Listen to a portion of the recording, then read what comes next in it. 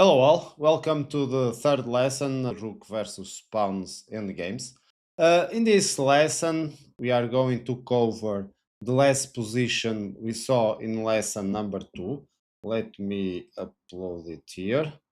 Okay, so we saw the under promotion of the pawn to knight, and we discovered that the rook pawn couldn't still avoid the defeat for the defensive side, but we added an extra pawn on g5, and things get a bit more complicated. Why more complicated? Because we are going to be forced to prove that we also know about the rook versus knight endgame. And it's kind of strange because we are talking about rook versus pawn, but this is the really strength of going deeper, because now we understand that if the defensive side wants, he can really create a bigger test to the offense. We will find that we are not only forced to know about the rook versus pawn end games, but we are going to prove that we know how to break the rook versus knight end game. And this is an excellent example, not only to deepen our technique, but to practice and being more confident if we get this in a real game. So why to play? And of course, we give a check. The king goes down to help promote the pawn. We bring our king, so we are now threatening to take the h pawn, but the h pawn promote to knight with check. Best move for white is to keep in control the two escape squares for the knight, but because black now has an extra pawn, he can advance it with g4 and give a check. So we take the pawn, and now the knight has the opportunity to move away without being caught. So check. We approach the king to, I prefer f3, but of course g4 also, g3 also works, but I prefer to centralize a bit more the king in relation to the corner. And so the knight moves away. So basically, the other two possibilities for the knight are to go to the corner, but then we just waste one tempo, and now black is zugzang. Either it moves the king and loses for checkmate, or moves the knight and loses the knight and end the game. So the other option, of course, it's to go to the side, but then we attack the knight, and black is again in zugzang, because either it moves the knight and we deliver checkmate in one or two moves, and so black is again losing the knight. So best option for black is to move the knight away, and so this is basically the position we are going to practice. We are going to study it first, but later I will play against this position, because this is a key position to deepen our technique. Let's see what the knight can do. So basically, we need to control all possibilities for the knight. Of course, what happens on the defensive side is the knight always wants to be near the king, but now it was forced to move away. But as soon as possible, he will try to connect again with the king. If he is able to connect with the king and in the center, then it's always a draw. So our key move, and one to remember, is we want to go to the fourth rank. We want to cut the knight on this rank, the knight and the king, because of course now let's see one by one what are the possibilities. But of course we always need to use the good position of our king to remove some other possibilities, like for example if the king moves to f1, well, we will simply bring our rook and then win the knight again. But let's see this all one by one. Of course, if the knight goes here, then we just give a check, the king moves away, and we take the knight, so not much to remember. And the same way go, if it goes here, we can pin the knight, and then take it in the next move. So let's start with this one, check. We attack the knight. So the knight basically has now only two possibilities. If it goes in front of the king, then we simply connect, pin the knight, and so the king is forced to move, and then there's no way the knight can escape or we give checkmate. So this is easy. For the other side, we need to realize that basically the knight has no other moves, so we just approach the king and take the knight in the next move. The knight can't go to e1 giving check because it will be lost. Let's see what happens if it goes to this side. Well, this is pretty simple because we are going to use the bad position of the enemy king. So we give a check, the king is moved to force away, and then we pin the knight and take it in the next move. So going down is not a possibility for the knight. Of course, the knight has two upper possibilities. It can give a check. Let me see here. Okay, giving a check. Here we move in front of the black king. If you notice, we are now threatening checkmate. So there's only one move. And now we simply use this technique using the fact that we will be threatening either a double attack. If the king goes here, we simply take the knight because check, and then we take the knight. And if the king goes again to the corner, then we attack the knight. We are threatening checkmate down here. So the knight needs to move to protect the checkmate square, but then we attack the knight again. There's no way. If the knight moves, I have a checkmate down here. So basically the king needs to move, and so I take the knight. We have covered almost them all. There's only one left, that it's going to be knight c5. Of course, we still, in this situation, we can move the king. It will be the last one to be seen. So the knight moves, and here we need to think how to catch a knight that it's far away from the king. And basically my technique goes to look at what black wants next. Black wants to bring the knight near the king. So basically it wants to come back to this free square, because the other one that approaches the knight to the king is already covered by our king. So basically this is the key point. I want always to have a look. Of course, I am always looking where the knight can go, of course, but the most important squares are the ones that will bring the knight closer to my king. So my move is going to be this one. So here I am controlling the two key squares. So if the knight wants to move, he needs to go farther away. And that's not good for black. The farther the knight is away, the easier it is to trap and then to catch. So here black tries to move the king, of course, not to place the knight far away.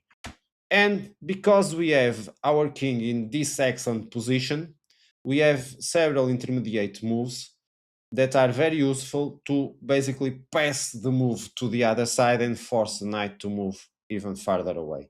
And here the move is simply to cut the coming back from the king. And of course the king can't move to h3, otherwise it will be checkmate. So now that we are controlling the two key squares from the knight, and the knight is forced to move away, it will have to choose another place farther away. Let's see, for example, this one. Now, again, what are the squares that allow the knight to approach the king? And easily we see that these are the two squares. So what is the one that it's not controlled? Okay, easy win. We use the rook to control it. So now we see that we are controlling again the movement of the knight to approach to the king. Of course, black wants to not move the knight even farther away, so moves the king. And now we use simply a simple technique where we catch the knight. we just threat checkmate. Okay, so the king needs to move. If it moves to the side, we give a check. The king can't go to e1 because otherwise we will double attack the knight and the king and win the knight. So the king needs to come back, and again we attack the knight and threaten checkmate. So whatever black does, it will be lost. So this was when the knight goes to c5. Remember, we are always looking to cut the two key squares, or the squares that allow the knight to come back to the king. And basically, it was really simple after that. Now, of course, black is not forced to move the knight. Let's see what happens if it moves the king. If it moves the king, we need to remember more or less this technique. We want to, again, give a check, force the king to go back to the same place, and then we directly attack the knight. Of course, now the knight has several options, but they are very similar to the ones where the knight moves immediately without waiting for the moves from the king. So basically we can see, for example, if it gives a check, we again attack the knight, two options again. If it goes away, we simply cut the knight. So if you notice now, the knight has already no squares, so any move we can catch him in the next move because the knight has no escape. If the knight goes to inside, it's the same as we saw before. We simply pin the knight, the king needs to move away, we approach our king, and there's no way black can escape. Either we deliver mate or win the knight back. With the knight not being able to go to e1, of course we can check other possibilities. Okay, let me see. For example, if it goes here, we simply double attack with a check on the king and win the knight directly. If the knight goes, for example, to b2, then we are already cutting every move from the knight. So simply approaching the king will take care of the situation. Of course, here we don't want the king to approach much, but that doesn't mean we can't attack the knight directly and win it in one move. What else? Okay, the check. Of course, the knight can give the check, but then we threat mate. This technique we already saw. We threat mate. The king moves, we give a check. The king needs to go back. We attack the knight. The knight avoids the square where I can give checkmate. So I attack the knight again. There's no escape for the knight. Otherwise, I will give checkmate. And finally, we will reach a similar position where the knight goes to c5 over here. The knight goes to c5, and again, what happens? Okay, we are already controlling the squares where the knight can approach the king, but it's white to move, so we are in a good position. We don't want to abandon it, so we simply attack the knight because we are already controlling the two squares where the knight can escape. The knight has several possibilities. We are going to practice the position from the beginning of when the knight goes to d3, but for the moment, let's see the best possible defensive move. Again, we are already controlling any square that allows the knight to approach its queen. So basically, we threaten mate. The king moves, check. This technique is already known. We attack the knight. We are forcing checkmate down there.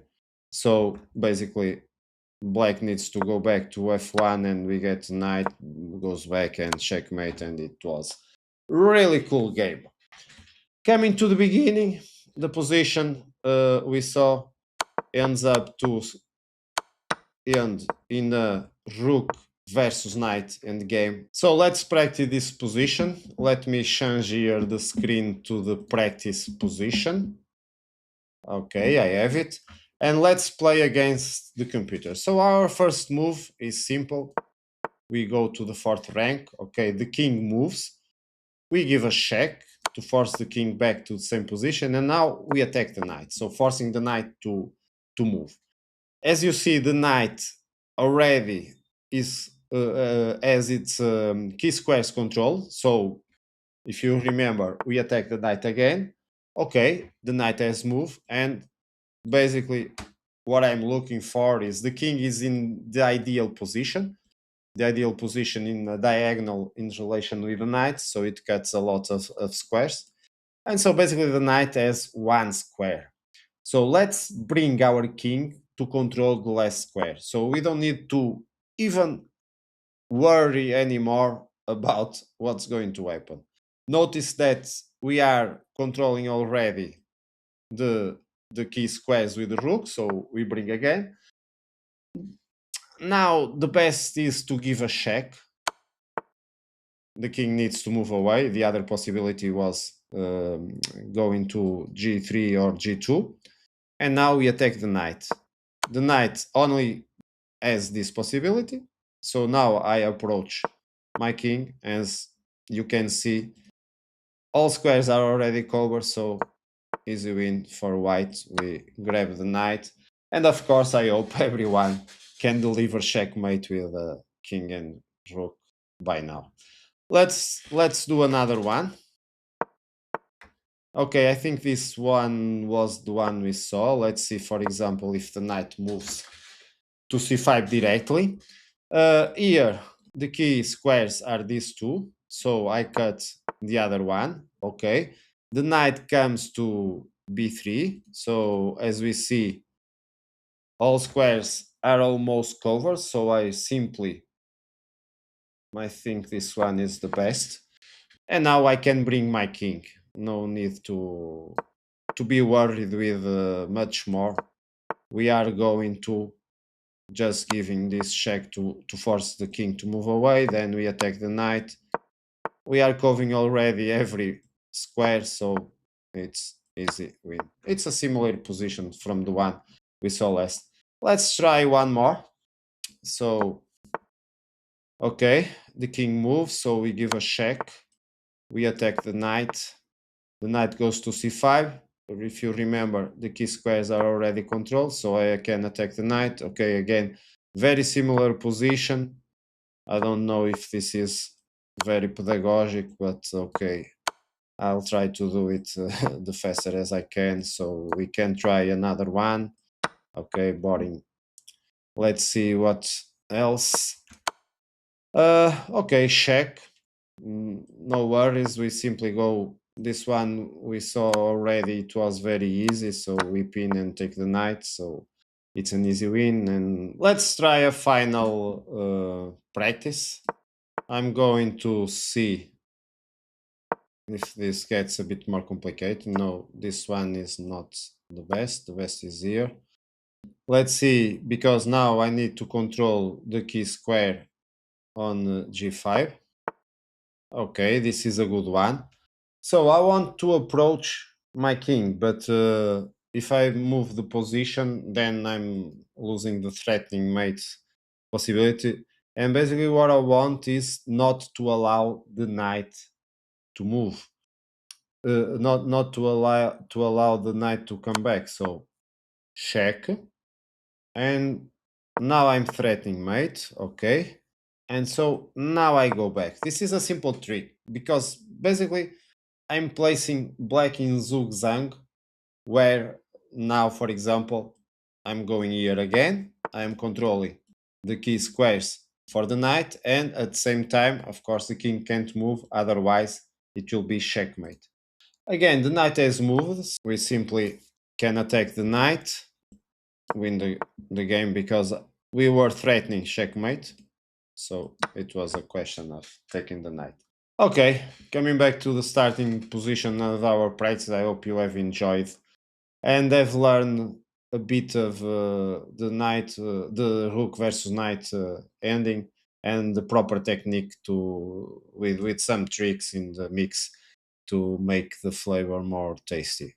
Okay, see you again in the next lesson and practice a lot. Bye bye.